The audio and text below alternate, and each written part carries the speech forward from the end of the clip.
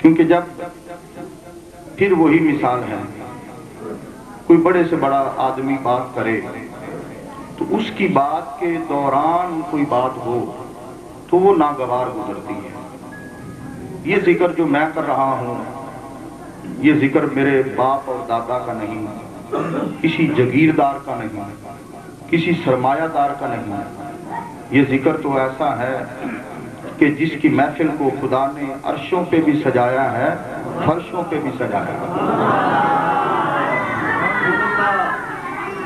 حضرات گرامی، میں قرآن مجید کے حوالے سے 2-3 آیات میں جو اللہ پاک نے اپنے محبوب کے میلاد کا ذکر کیا ہے وہ آپ کے سامنے بیان کرنا چاہتا ہوں، توجہ کرنا۔ اللہ پاک نے فرمایا وَإِذْ أَخَذَ اللَّهُ مِيثَاقَ النَّبِيِّينَ، فرمایا محبوب وہ وقت یاد کرو جب ہم نے نبیوں سے وعدہ لیا، جب ہم نے نبیوں سے وعدہ لیا۔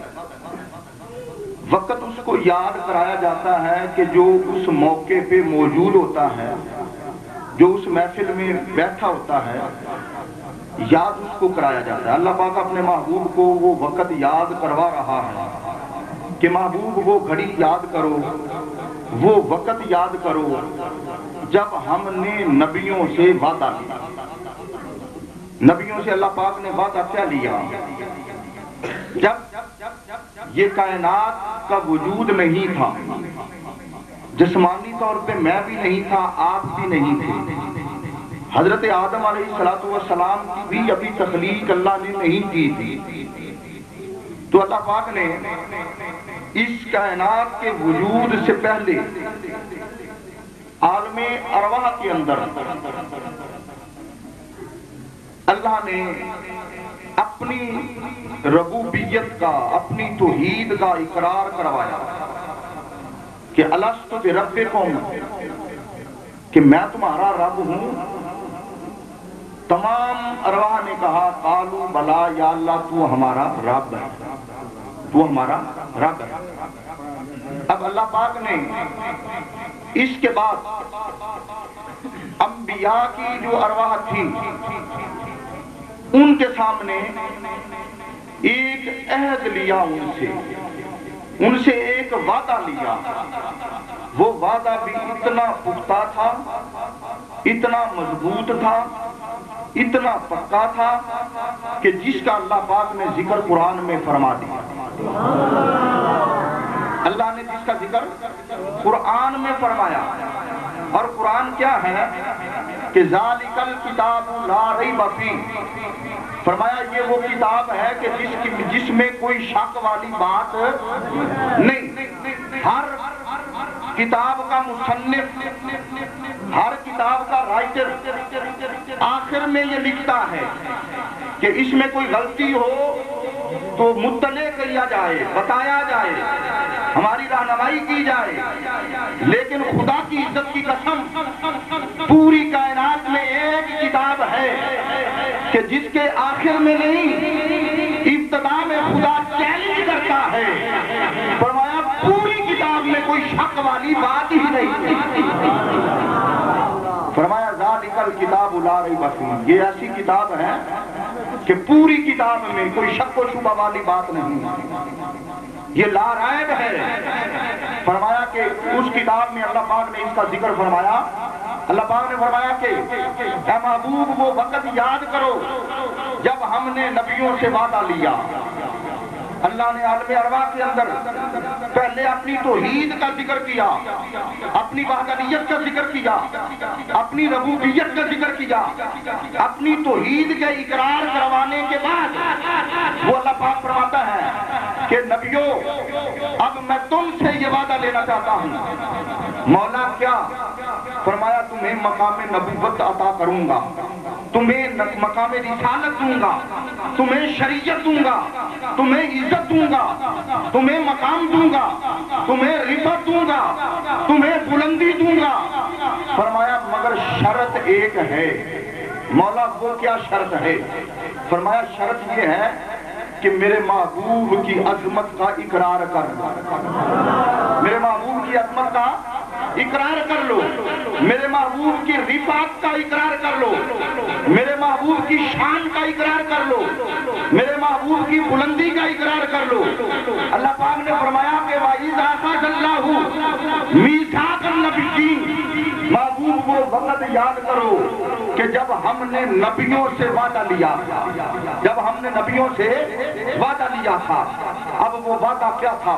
توجہ کرنا، اللہ پاک نے ارشاد فرمایا کہ تمہیں مقام نبوت دوں گا، تمہیں شریعت دوں گا، تمہیں رسالت دوں گا، تمہیں عظمت دوں گا، تمہیں مقام دوں گا، تمہیں رفعت دوں گا، لیکن ثم جاءکم رسول، تمہارا دور نبوت ہو، تمہارا دور رسالت ہو، تمہاری شریعت ہو، تمہارا دبدبہ ہو، تمہارا روب ہو، تمہاری عظمت کے ڈنکے بج رہے ہو، تمہارے مقام کے چرچے ہو رہے ہو۔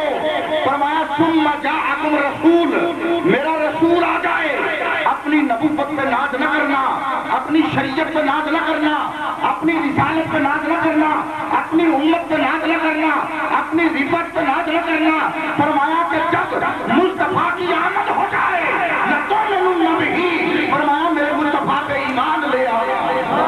نعرہ تکبیر، نعرہ رسالت، عظمت شان مصطفیٰ، مقام مصطفیٰ، میلاد مصطفیٰ۔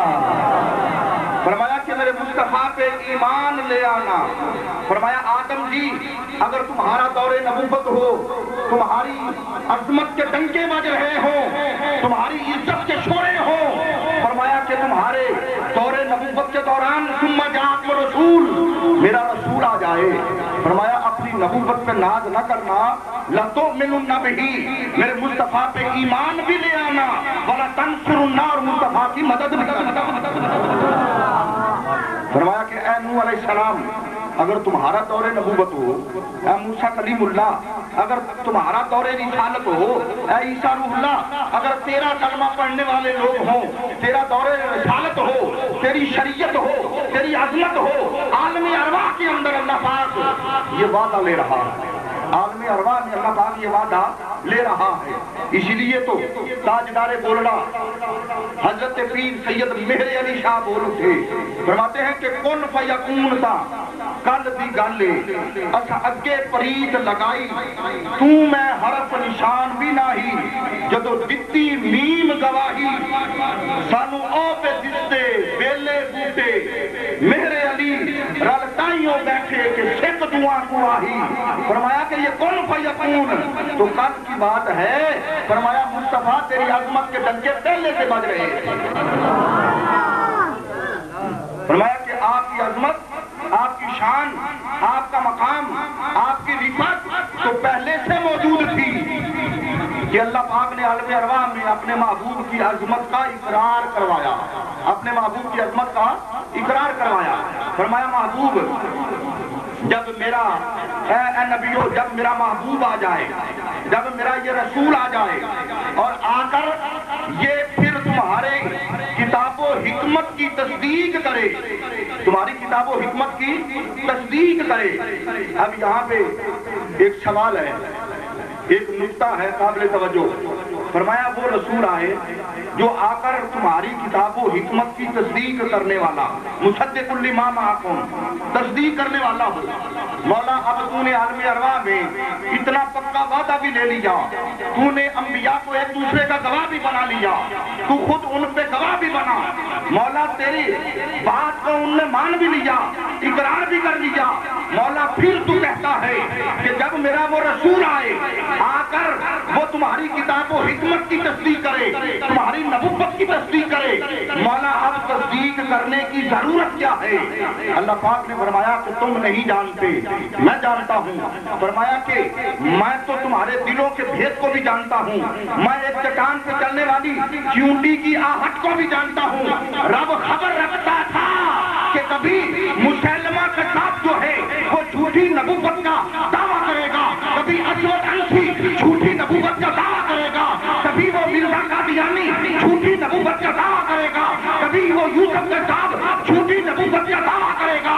رب تعالیٰ نے کہہ دیا کہ نبی وہ نبی ہے جس کی تصدیق آمینہ کا لال کرتا ہے۔ نعرہ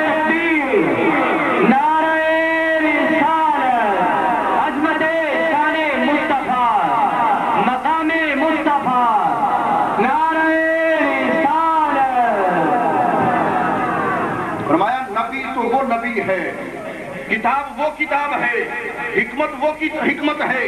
فرمایا عزت بھی اس کی برقرار رہے گی، مقام بھی اس کا برقرار رہے گا، شان بھی اس کی برقرار رہے گی۔ فرمایا کہ جو مصطفیٰ کی عظمت کا اقرار کرے گا، جو مصطفیٰ کی عزت کا اقرار کرے گا، فرمایا کہ جب وہ محبوب آ جائے، اللہ پاک نے فرمایا کہ میرے محبوب پہ ایمان بھی لے آنا اور میرے محبوب کی مدد بھی کرنا۔ سبحان اللہ، سبحان